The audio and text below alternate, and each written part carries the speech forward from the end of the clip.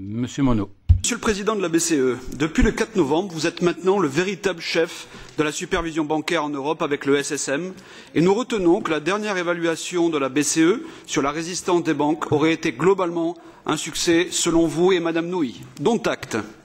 Mais vous êtes aussi le président du comité de pilotage de l'ESRB qui s'occupe de la surveillance macroprudentielle afin de prévenir les risques systémiques en zone euro. Avec le cumul de missions de ces trois institutions, vous avez pour ainsi dire tous les pouvoirs économiques en zone euro. Or, en 2012, vous avez adopté plusieurs recommandations sur les fonds d'investissement monétaires et bancaires, stigmatisant ainsi les dangers du shadow banking, c'est-à-dire l'activité de titrisation qui est à l'origine en 2007 de la grave crise des subprimes.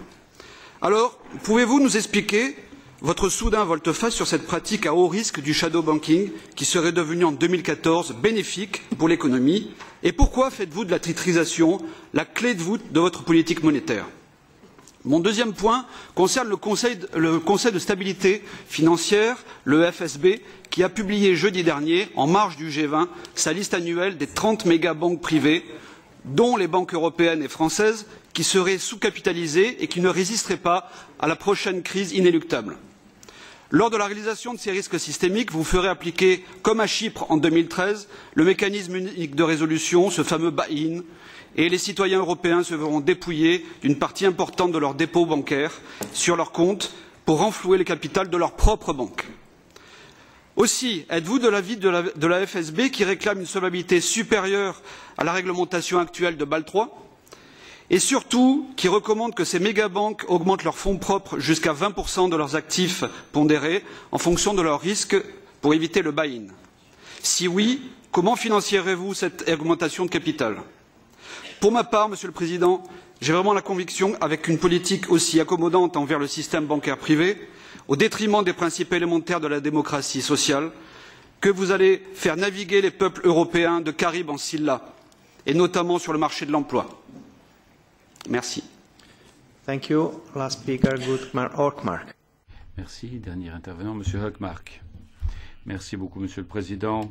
Parfois, en entendant ce débat, on peut avoir l'impression que la meilleure chose, ce serait de ne pas avoir de banque du tout, puisqu'il n'y aurait plus de risque dans le secteur bancaire. Mais puisqu'il faut avoir des banques, comment allons-nous interpréter l'expérience des stress tests? Nous nous sommes améliorés. Et serait-il préférable d'avoir plus de banques moins grandes? Souvent, on fait cette comparaison comme aux États-Unis. Moins de banques, moins réglementées, mais moins grandes. Et j'aimerais savoir quel est votre point de vue sur cet aspect des choses. On the first question. Bon, votre première question, si nous examinons ce qui se passe dans le secteur bancaire, ce qui s'est passé au cours des 7 dernières années, depuis le début de la crise bancaire à la fin de 2007, nous avons vu que beaucoup de choses ont changé. La réglementation a été complètement restructurée et une grande partie de cette nouvelle structure est mise en place. Il y a encore des choses à faire, bien sûr, mais la direction est claire. Le système bancaire, à l'heure actuelle, est plus résistant que ce n'était le cas il y a plusieurs années. Et puis, les pratiques de gestion du risque ont profondément été modifiées dans le secteur bancaire. Alors, on ne peut pas dire qu'on n'a rien fait. Ce serait exagéré. Par ailleurs, je suis d'accord avec vous. Je crois que ce n'est pas encore suffisant. Il faut continuer à rester vigilant concernant les évolutions parce que l'ingénierie financière est tout sauf quelque chose de statique. Et maintenant, on se concentre sur le secteur non bancaire ou le fameux shadow banking. Les stress tests nous ont donné des indications très fortes concernant l'état de santé du secteur bancaire dans la zone euro et pour la première fois aussi, cela nous a permis d'avoir une meilleure définition de certaines choses, comme par exemple la définition de prêts non performants. Nous avons aussi plus de possibilités pour comparer la capitalisation des banques. Nous évaluons d'abord les fonds commerciaux et puis nous évaluons les actifs et la définition aussi de modèles de fixation des taux sans même des banques.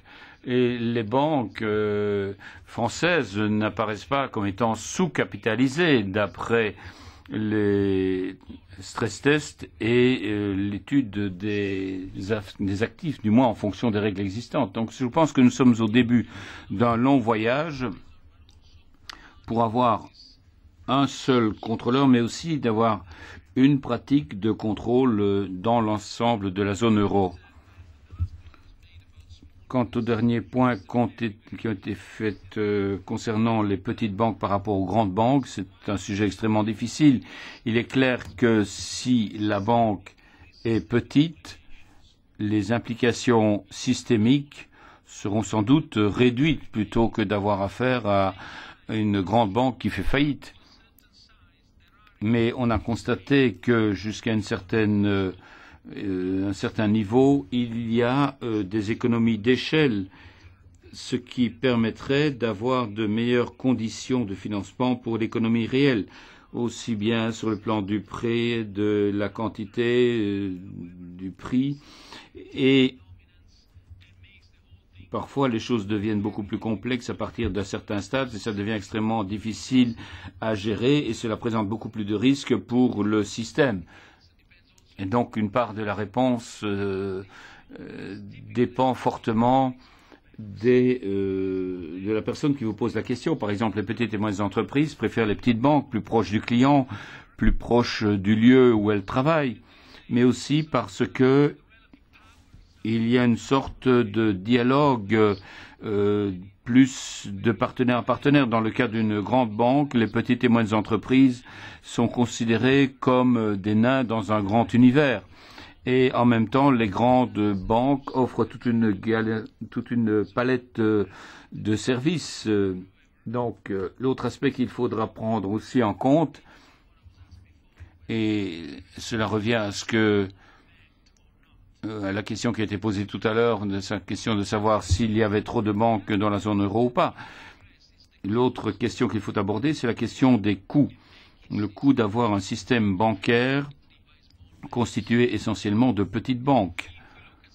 Si nous examinons certains pays qui ont quelques 700 petites banques, chacune de ces banques a un conseil d'administratif entre 5 et 19 personnes. Et ces conseils d'administration sont hautement politisés. Et puis, il y a des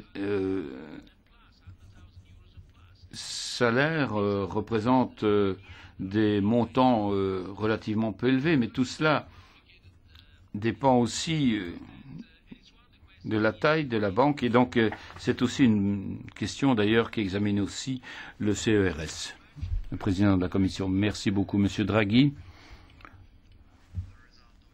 Nous attendons le résultat de votre rapport sur le choc des liquidités et puis l'exposition aux dettes souveraines dont vous avez déjà parlé. Ce sont là des sujets extrêmement sensibles et nous en reparlerons lors d'une prochaine discussion et la prochaine rencontre avec Monsieur Draghi en tant que président